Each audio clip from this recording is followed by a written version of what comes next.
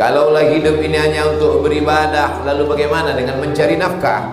Kalau hidup ini hanya untuk beribadah, bagaimana dengan bercocok tanam, mencari ikan, mengurus dunia, yang bekerja di kantor?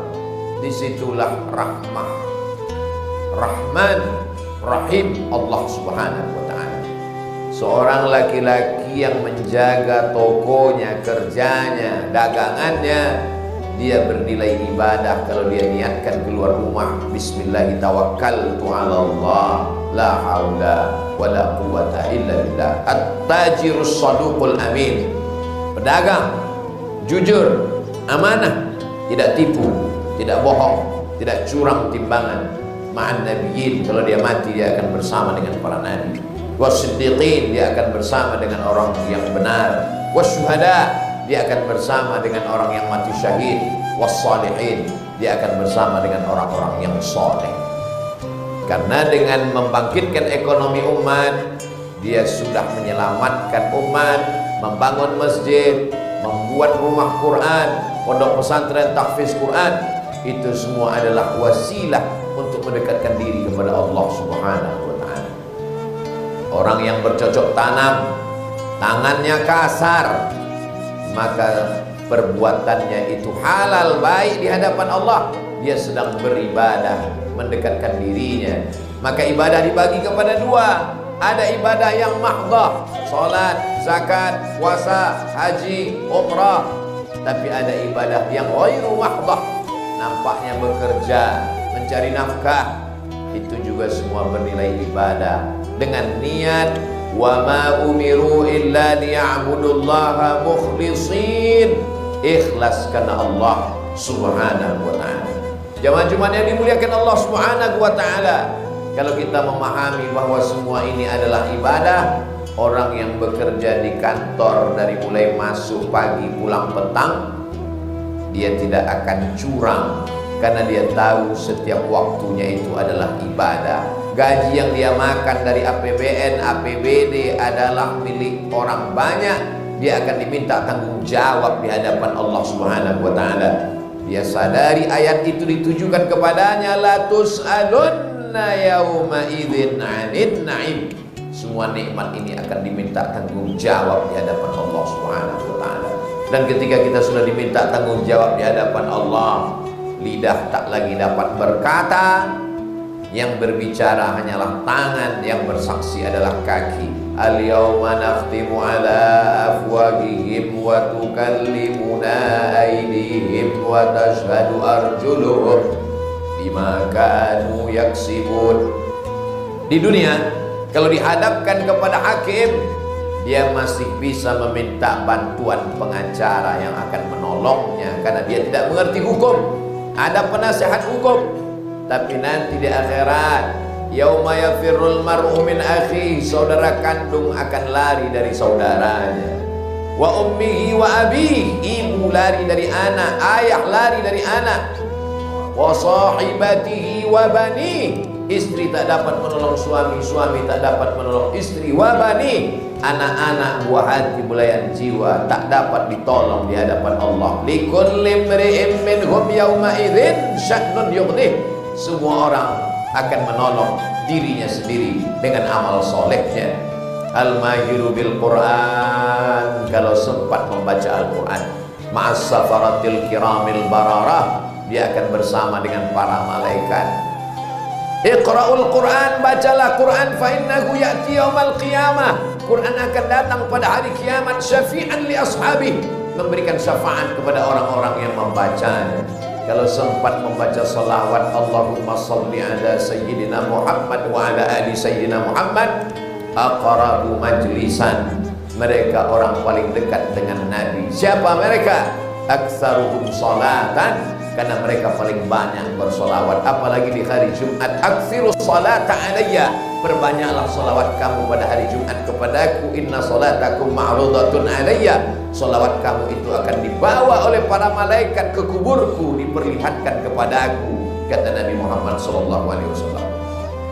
Sahabat bertanya, kaifa salatuna ma'rudatun alayka wa qad alimta, Bagaimana mungkin salawat kami dibawa kepada engkau sudah meninggal dunia, jasadmu, dagingmu, kulitmu, darahmu sudah membusuk dimakan cacing tanah ya Rasulullah.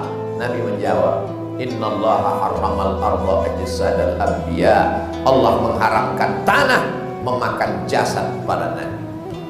Hari ini kita berkumpul di masjid jauh di belahan timur Indonesia, tapi kemudian amal kita itu dilihat oleh Rasulullah Sallallahu Alaihi Wasallam. Akan ada orang di akhir zaman, mereka tidak pernah melihat aku, mereka tidak pernah berperang bersamaku, mereka tidak ikut bersamaku di saat aku hidup, tapi mereka percaya kepadaku. Mereka yang disebutkan 14 abad yang lalu itu adalah kita yang tak pernah hidup bersamanya, yang tak pernah melihat dia, yang tak pernah berjuang bersamanya, tapi kita menyebut namanya sehari semalam. Asyhadu an la ilaha illallah wa asyhadu anna Muhammadan Rasulullah. Itu yang kita ajarkan ke anak kita. Belum lagi anak itu berjalan, belum anak itu besar, belum lagi dia dapat berkata-kata, kulitnya masih merah, baru keluar dari rahim istri, kita bisikkan ke telinganya, asyhadu an la ilaha illallah. Setelah itu kita bisikkan nama Rasulullah, asyhadu anna Muhammadar Rasulullah. Apa yang kita harapkan dari anak itu? Yang kita harapkan hanya satu. Saat kita nanti mati meregang nyawa, maka dia yang membisikkan ke telinga kita, la ilaha illallah Muhammadur Rasulullah. Kalimat haqqin 'alaiha, kalimat hak yang benar. 'Alaiha nahya, dengan itu kita hidup. Wa 'alaiha namutu, dengan itu kita mati. Wa biha nub'atsu, dengan itu nanti kita berharap akan dibangkitkan di padang mahsyar menghadap Allah Subhanahu wa ta'ala. Hidup ini ibarat di tengah laut, karangnya tajam, anginnya puting beliung, dipukul ombak, dihempas gelombang. Banyak perahu yang tenggelam, pecah, terdampar. Hanya orang-orang yang istiqomah yang sampai ke tujuan. Mengapa kita mesti sholat subuh, zuhur, asar, maghrib, isya, duha, tahajud, witir? Supaya istiqomah. Mengapa kita mesti bersaudara, berteman, bersahabat dengan orang baik-baik? Agar istiqomah. Mengapa kita watawasau bil haq watawasau bis sabr? Jangan minum khamar, jangan berzina, jangan riba, jangan namimah, jangan riba, supaya istiqomah. Kalau ada kawan sahabat yang masih mengingatkan, sudahkah engkau sholat? Kalau masih ada teman sahabat yang mengingatkan, jangan kau berzina, bersyukurlah. Sesungguhnya Allah masih sayang kepadamu. Pegang dia erat, jangan putuskan silaturahim. Karena hidup ini keras, banyak kawan bersenang, banyak teman tertawa, tapi tak banyak yang mengingatkan kita tentang kebaikan-kebaikan. Masih ada orang-orang baik yang mengetuk pintu rumah kita, mengajak sholat berjamaah ke masjid. Kalau masih ada, negeri ini masih diselamatkan Allah Subhanahu wa ta'ala. La ta'murunna bil ma'ruf, ajak orang berbuat baik, wala tanhauna 'anil munkar, larang orang berbuat munkar. La yusikanna yab'atsallahu 'alaikum iqaban, dikhawatirkan Allah akan mengirimkan hukuman. Ketika hukuman itu datang, kamu angkat tangan ke langit, summa tad'unahu, berdoa meminta kepada Allah, tolong kami ya Allah, fala yustajabu lakum, doa kamu tak dikabulkan Allah karena tidak ada peduli, karena tidak melaksanakan amar ma'ruf nahi mungkar. Laki-laki sehat, tidak sakit, maka wajib telinganya mendengar wasiat takwa dari khatib. Ittaqullah. Di antara rukun khutbah adalah takutlah kepada Allah.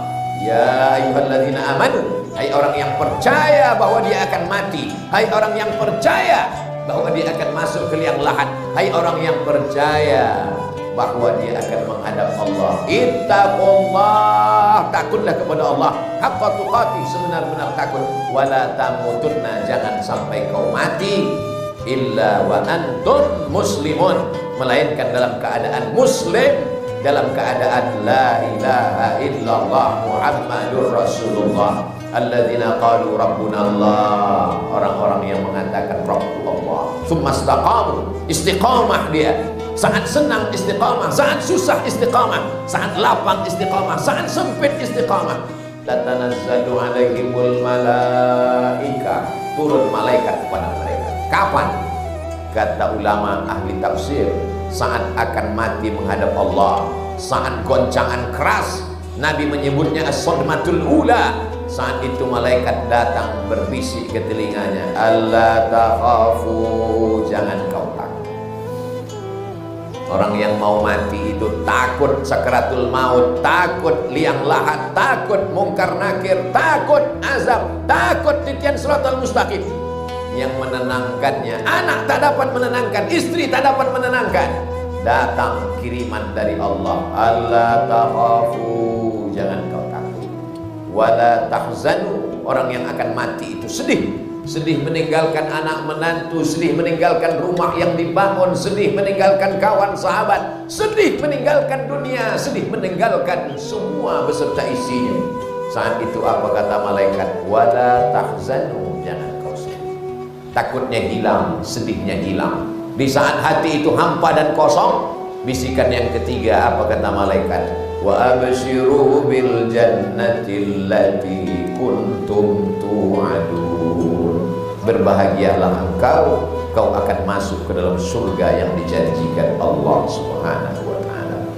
Di saat itulah malaikat maut mencabut nyawanya. Walaupun kematian itu sakit seperti mata kail pancing yang ditarik dari kulit yang basah, walaupun mati itu sakit seperti pedang yang ditebaskan ke tulang berkali-kali di tempat yang sama. Kematian itu sakit seperti kambing yang dikuliti hidup-hidup, tapi dia tersenyum. Mengapa dia tersenyum? Karena sakitnya terobati dengan kabar gembira, lahumul busyra fil hayatid dunya.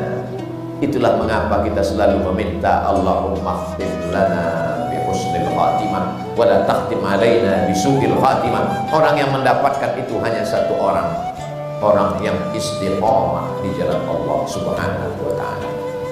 Silakan minum khamar, silakan mabuk, silakan zina, silakan makan haram. Sampai saatnya semua yang hidup akan melewati gerbang bernama kematian. Banyak yang siap hidup, tapi tak banyak yang siap melewati itu semua. Itulah mengapa kita sholat Jumat, itulah mengapa kita mendengar khutbah, itulah mengapa kita bersama orang-orang baik, supaya kita melewatinya. Kalimat yang terakhir, la ilaha illallah Muhammadur Rasulullah sallallahu